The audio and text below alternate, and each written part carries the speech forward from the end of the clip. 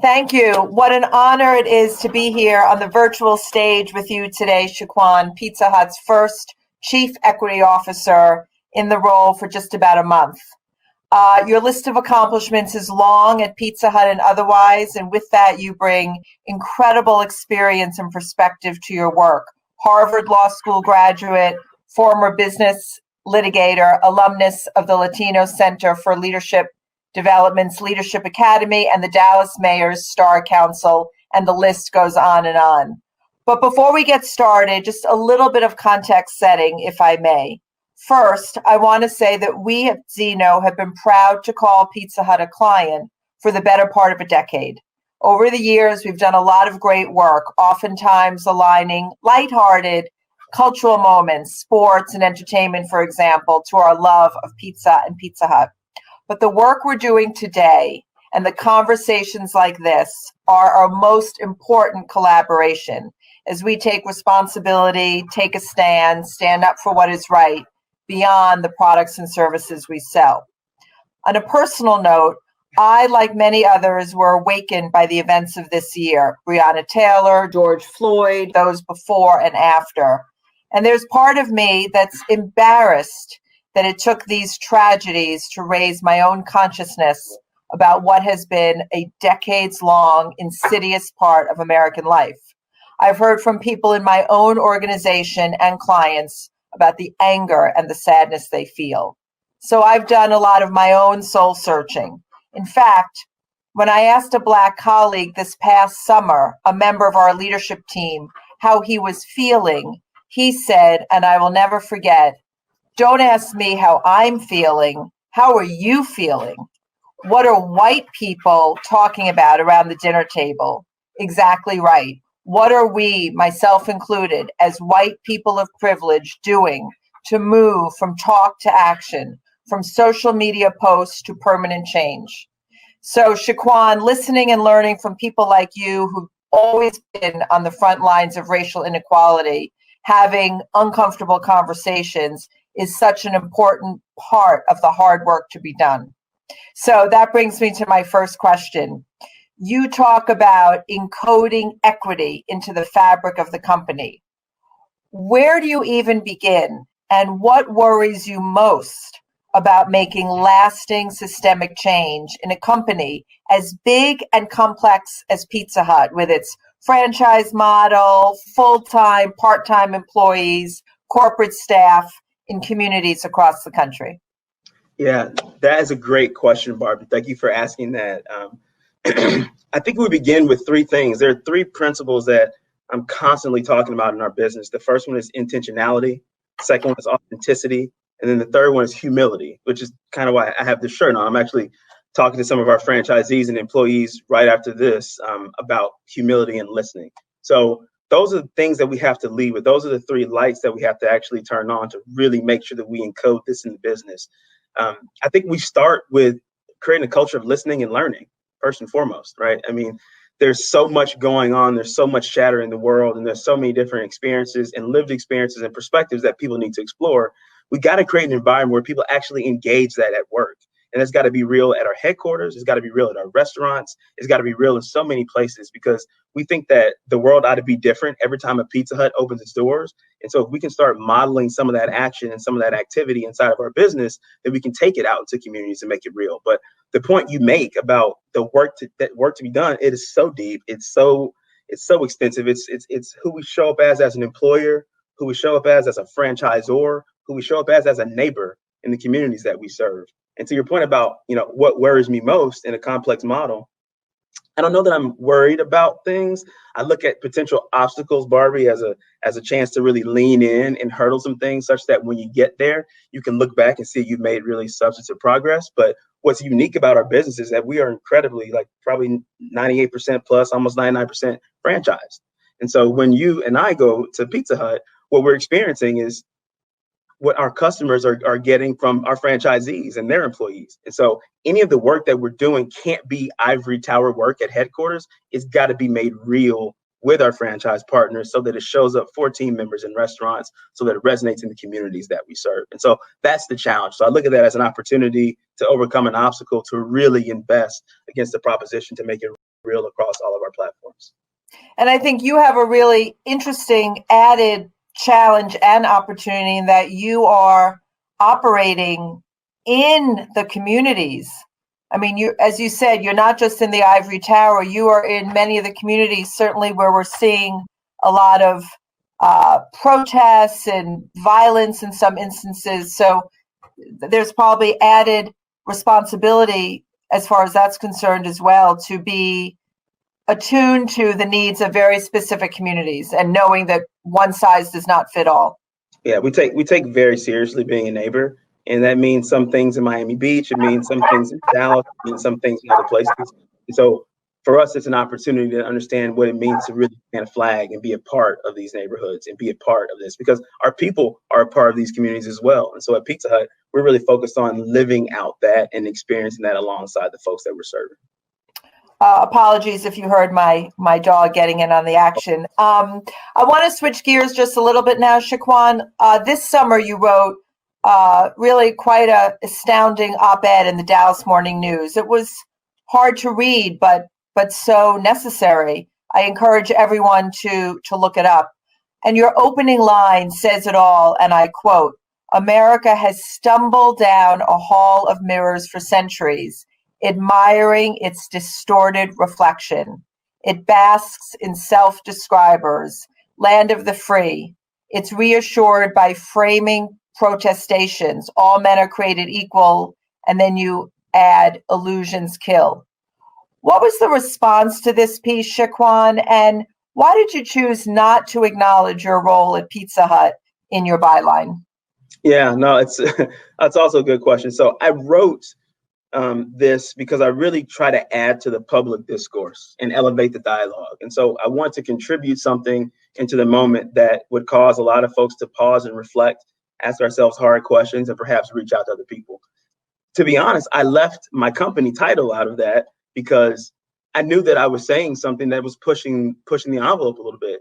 And anytime I speak publicly, I need to both be authentic to myself, but I need to be protective of the company. And so I said, I don't know how this is going to fall. So this is just going to be Shaquan as the Dallas resident Shaquan, nothing else.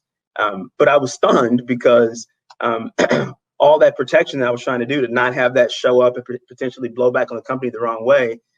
When it went live within days, executives at Yum, folks in the C-suite at Pizza Hut, colleagues all over our business started actually posting it on social media, putting it on LinkedIn, putting it on Facebook, tweeting it out. And it was powerful because I was talking about my lived experience as a Black man. And what I experienced from Yum and from Pizza Hut was, this is our guy. Like, they actually attached themselves to me when I was worried about not necessarily putting people in what I was trying to say. So that was a powerful moment of reflection for me about the type of space that we've created here at our company. I'm so glad to hear about that because, in this role, you bring together your personal passion and your professional passion, and it really speaks to your authenticity, which you said earlier, but companies needing to embrace that. So if you had to do it over, would you have said that you're with Pizza Hut? Yeah, I think so. But it's an important reflection moment as well we don't necessarily live in an American economy where you automatically know as a Black person or a person who has necessarily lived a experience on the margins, irrespective of what your background is, that people will be willing to attach themselves to you in that way. So I know a little bit better now from that experience, but at the same time, there are tons of folks out there who don't know where that stuff would stand. And so I'm proud that the company said, hey, he's with us. But yeah, I mean, the benefit of hindsight is a useful thing. And in that moment, I just wasn't sure. I think a lot of folks probably have lived experiences like that. And that's part of the work we have to do with folks with roles like with mine, right? Like chief equity officers, is creating a hospitable environment where people know that as long as being respectful, their authentic representation, their authentic expression of their lived experience can find home in the workplace. And that's a critical part of what I'm committed to as well. Just picking up on that, I think this idea of being able to have being comfortable with uncomfortable conversations is really important. And perhaps the events of this summer, another way this was really a watershed moment that people need to really bring themselves into the workplace and be able to speak their mind without feeling any blowback, if you will. I wanted to talk to you a little bit about sort of on this topic. So as you may know, earlier this month, Zeno convened a closed-door conversation of chief diversity officers. One of the topics raised by the participants is the sheer, and I quote, exhaustion and mental health of this role, the burden that these people feel. And I'm just wondering if you can talk to us a little bit about how you deal with that personally as well, and also the people you work with, and what the toll has been on you, certainly since the events of this summer and every single day since then. Yeah, no, I mean, for me, and I've heard so many folks across our business, both in our stores and here at headquarters, say the same thing, which is what's happened this summer has triggered experiences and expressions that are centuries old, right? So this isn't new. It feels really immediate, and the weight is back again. And there are moments where you feel like you can slip in and out of it, but what 2020 has done is like really put it back in our face again. And so, and I just hit send on a note to our business about mental health and about exhaustion and about the range of experiences that folks are feeling right now. And I encourage our company to lean into each other right now and to try to have literally uncomfortable yet caring conversations, because I think people are struggling, because that's part of the human condition, right? Is to inherently struggle with difficulty. So for me, it's been exhausting. For me, it's been disheartening. What I've tried to do is double down on the ways that I can uniquely move the ball forward, and even experiencing like some comparative privilege for myself, even as a Black man, a man nonetheless, figuring out, and also coming from a particular educational background, figuring out the ways that I can use the comparative privilege and power that I have to really move our country, move our company forward for folks who don't necessarily enjoy some of the things that I enjoy. But yeah, it's absolutely a mental toll, and community is important right now. And if companies can try to build and create community as brands, like that's a critical part of taking a stand as well, because these issues, Barbie, they chase us into the workplace. When I walk in here, I don't stop being a Black man. I don't stop seeing what happened to George Floyd and Ahmaud Arbery and Breonna Taylor. That doesn't stop. And so the workplace has to find a way to say, you know what? This is in this part of the world, we're making something different for all the folks that work here. And so I think people in roles like mine as well can be a critical player in trying to create that. You know, Shaquan, your optimism and enthusiasm is palpable. Does it make you mad that it took George Floyd to get all of us to do the right thing? Mad is a thing that causes me more harm than the people who I think have been doing wrong. So I try not to be mad, but I'll tell you what I do is I think about those names, and I think about people like my grandfather, Dan Lewis, who was a sharecropper and couldn't finish school in the third grade because of the way that systemic issues were set up for him. And my father, Calvin Lewis, who had to pick cotton before he could go to school and would go on to later serve our military. And what I can do in this moment to really lean into a redemptive struggle to honor the sacrifice that they made. So there's a human part of me, like the lizard brain piece, that's like mad for sure. But the other piece of me, like maybe the better angels of my nature, win and say, what does it mean to look at yourself in this moment and honor people who came behind you and be deeply and fiercely committed to making a better place for my kids, Claire and Carter, and all the other folks who have kids who are caught up in this world right now, and thinking about what it means to really act in action against that. So my optimism comes from understanding where we've been and knowing how incredibly challenged and how incredibly toxic in some respects our collective history's been, but a fierce fidelity and a deep commitment to making sure that we change the trajectory in this country. And it starts with companies like mine and companies like folks who are probably attending this today.